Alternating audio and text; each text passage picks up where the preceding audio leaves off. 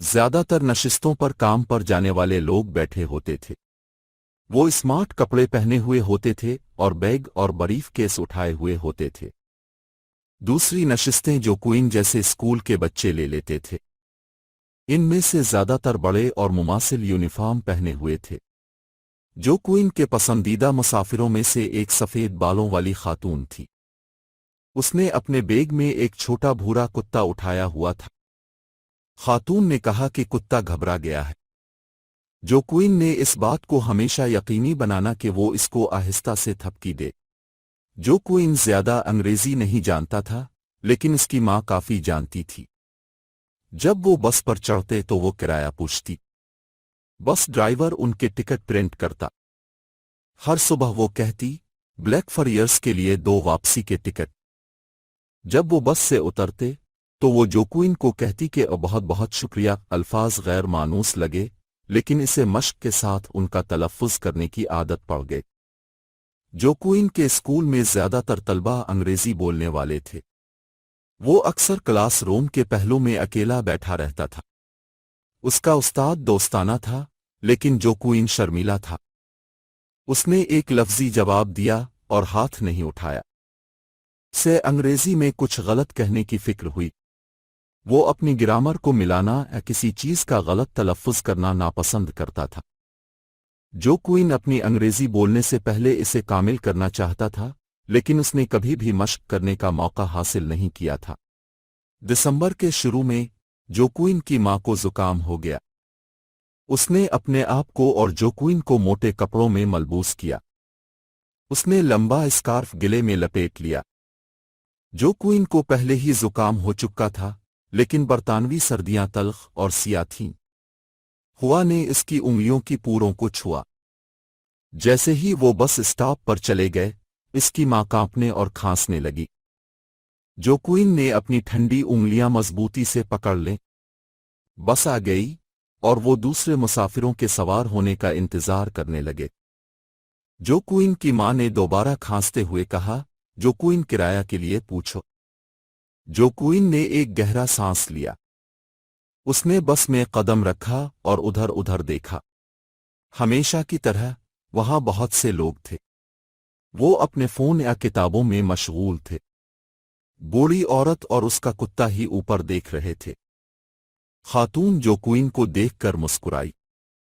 تھوڑے اعتماد کے ساتھ جو کوئن نے بس ڈرائیور کی طرف دیکھا اور اپنی انتہائی شائستہ آواز میں کہا، بلیک فرائز کے 2 ٹکٹ۔ بس ڈرائیور نے الجھ کر اس کی طرف دیکھا، بلیک فرائز؟ جو کوئن نے محسوس کیا کہ اس کا چہرہ سرخ ہو رہا ہے۔ بلیک فرائز کے لیے؟ میرا اسکول بلیک فرائز میں ہے۔ کیا آپ کا مطلب بلیک فریئرز ہے؟ جی ہاں، جو کوئن نے سر ہلایا۔ کچھ دوسرے مسافروں نے اپنے فونوں سے سر اٹھا کر اوپر دیکھا۔ وہ جو کوئن کی وجہ سے ہونے والی تاخیر سے ناراض دکھائی دے رہے تھے۔ ایک دفعہ جب جو کوئن کی والدہ نے اپنی ٹکٹوں کی ادائیگی کر لی تو اس نے اس کا ہاتھ پکڑا اور اپنا چہرہ چھپا لیا۔ جو کوئن کو شرم محسوس ہوئی۔ اس نے اپنی ماں کی مدد کرنے کی کوشش کی، لیکن وہ ناکام رہا۔ ناک کو بار بار آفکتے ہوئے جو کوئن باقی سفر میں فرش کی طرف دیکھتا رہا۔ جب وہ بس سے اترے تو جو کوئن نے بس ڈرائیور کو شکریہ نہیں کہا جیسا کہ وہ عام طور پر کرتا تھا۔ اس کی ماں کو خود ڈرائیور کا شکریہ ادا کرنا پڑا۔ باقی دن کے لیے جو کوئن معمول سے زیادہ خاموش تھا۔ اس نے اپنے استاد سے بات کرنے کی کوشش نہیں کی، حالانکہ اس نے اس کی حوصلہ افزائی کی۔ وہ خود کو بولنے پر اکسا نہیں سکتا تھا اس صورت میں کہ اس سے کوئی اور غلطی ہو جائے۔ جب جو کوئن کی ماں نے اسے اسکول سے لیا تو وہ اس صبح سے بہتر محسوس کر رہی تھی۔ وہ جو کوئن کو گلے لگاتے ہوئے مسکرائی، کیا آپ کا دن اچھا گزرا؟ جو کوئن نے جواب نہیں دیا۔ اس کی ماں نے اس کے پاس گھٹنے ٹیک دیے اور اس کے بالوں میں آہستہ سے ہاتھ پھیرا۔ جو کوئن، کیا ہوا؟ میں اپنی انگریزی کے بارے میں سارا دن شرمیلا اور پریشان رہتا ہوں۔ میں نے آپ کی مدد کرنے کی کوشش کی، لیکن میں ایسا نہیں کر سکا۔ میں چاہتا ہوں کہ میری انگریزی کامل ہو، لیکن مجھے بولنے میں ڈر لگتا ہے۔ یہ بہت آسان ہوگا اگر انگلینڈ میں ہر کوئی ہسپانوی بولے یا کوئی ایسی چیز جو میں سمجھ سکتا ہوں۔ یہ بہت مشکل ہے۔ میں گھر جانا چاہتا ہوں۔ جو کوئن کی ماں نے غور سے سنا۔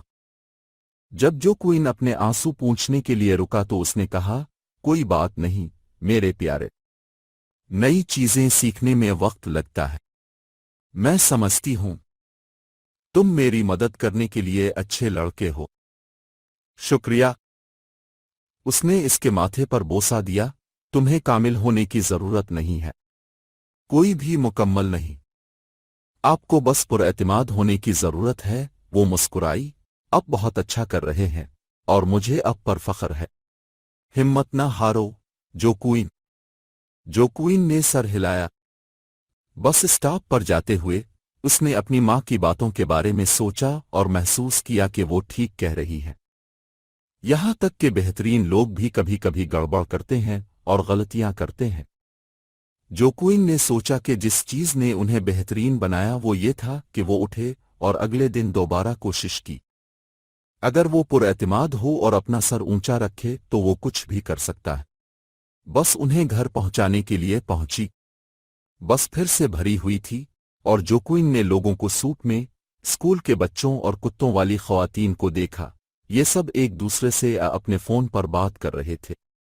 وہ اعتماد کے ساتھ بات کرتے تھے اور اگر وہ غلطی کرتے ہیں تو وہ اسے ہنسی میں اڑا دیں گے۔ جب وہ اپنے اسٹاپ پر پہنچے تو جو کوئن اور اس کی والدہ بس سے اترے اور جو کوئن ایک روشن پر اعتماد انداز میں بس ڈرائیور کی طرف مڑا۔ شکریہ۔ بس ڈرائیور نے مسکرا کر شکریہ ادا کیا۔ جیسے ہی جو کوئن اور اس کی ماں گھر گئے اس نے فیصلہ کیا کہ غلطیاں اتنی بری نہیں تھیں۔